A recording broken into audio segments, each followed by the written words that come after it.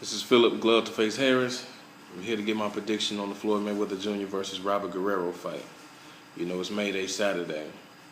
And before I even start, man, we actually got a pretty good card. We got Daniel Ponce de Leon versus Abner Mares, Gabriel Rosado versus J. Leon Love, Alexander Munoz versus Leo Santa Cruz. So we actually got some competitive fights that night. But let me start at the top. I'm going to get my predictions on all of them. But start with Floyd Mayweather Jr. versus Robert Guerrero. I think Mayweather wins this. Unanimous decision. You know, I don't think that Robert brings anything to the table that's going to help him defeat Floyd for the first time. You know, I've been talking about this for the last month and a half, and nobody has come up with anything other than he's young, you know, he's hungry, he's determined, you know, he's going to smother him. All those other people didn't lose to Floyd because they wasn't hungry. They didn't lose to Floyd because they wasn't, because they were old. You know, that's just, you know, crazy talk. So I take my hat off to the promotion, you know, because they got everybody hyped about this fight. But I think we're gonna see a different rendition of the Cotto versus Floyd Mayweather fight. Only different is that I see is that Guerrero won't touch him as much as Cotto did.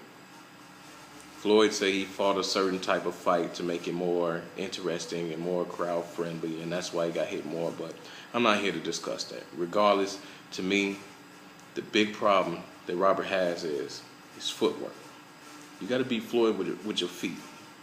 Yeah, your hands and all that good stuff, but if you got good footwork, that's when you start being able to catch Floyd. Just think about Sergio Martinez versus Chavez Jr. Chavez couldn't get set because Sergio hit him and moved the whole fight until Sergio got tired, and you know Chavez caught him in the last round. But we all know Floyd don't get tired. But anyway, I just don't think that you know, he has anything to bring to the table. You know, he picked this fight because, you know, everybody is saying that, yeah, fight somebody young, tough, in their prime, and that's Robert Guerrero.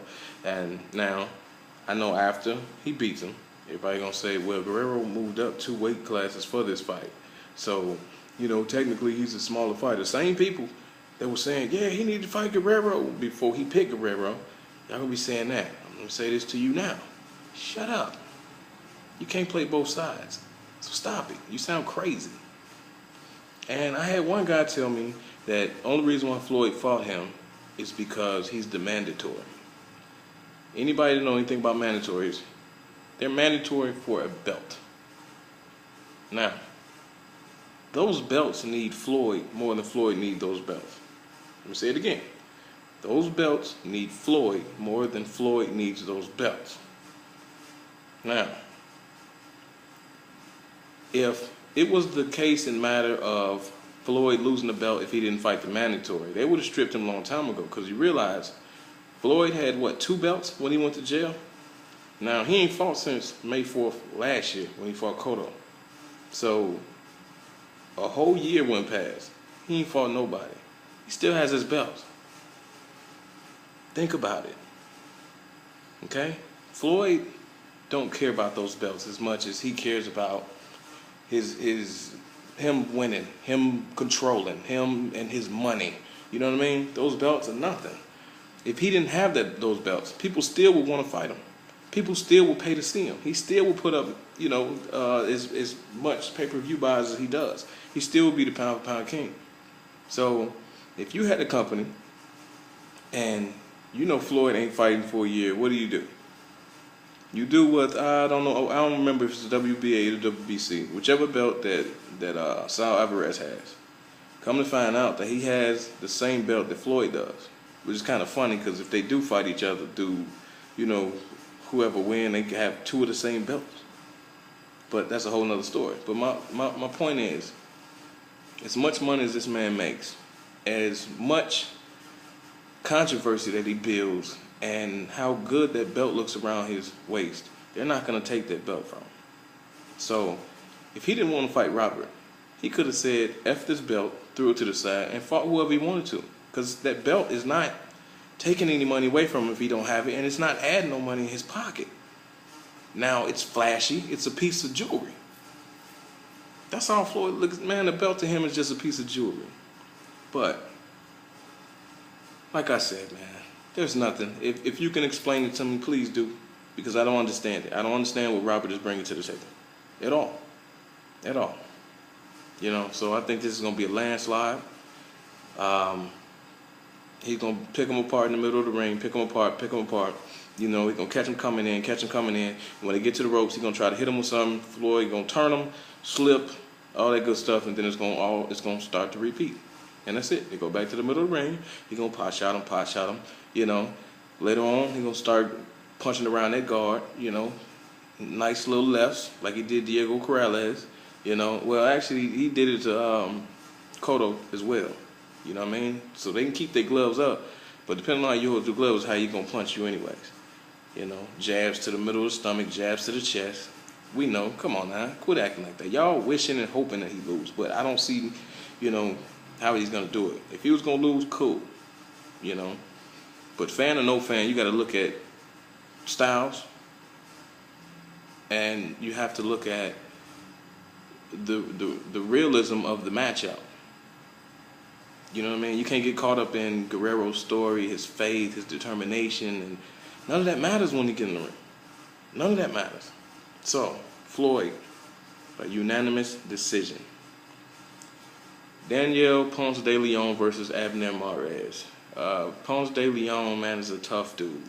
Tough dude. You can't look at his record and think that his record defines him. You know, he's a tough dude, man. But I actually like Abner Mares in this fight. I think Abner Mares is a little too slick for him. I think it's going to be a tough fought fight, you know. And I actually think that that'll probably go to the decision as well. But I got Abner Mares winning that one. Gabriel Rosado and J. Leon Love. Now, Love is undefeated. 15 wins, 8 by KO. You know, and Rosado, 21 wins, 6 losses, 13 KOs. Now, you look at those 6 losses and you say, yeah, he probably, if you ever seen the dude fight, man, he's a tough dude and he keeps coming forward. It don't matter what you hit him with, he's coming at you. I like him in his fight. And I think he knocks him out. Middle rounds, maybe between round 5 and 8, somewhere in there. Knockout, Gabriel Rosado. Alexander Munoz, Leo Santa Cruz. Santa Cruz, 23 wins, 0 losses, 13 KOs. Munoz, 36 wins, 4 losses, 28 KOs. Munoz has power. He's coming to fight. I think it's going to be explosive, but I think Santa Cruz stays undefeated in this fight. So I think I'm saying knockout. Santa Cruz by knockout.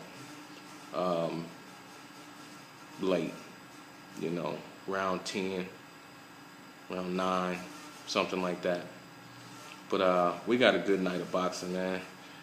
Chime in with who you think, you know, and after the fight we can, you know, chime back in and see who was right, who was wrong, and stuff like that.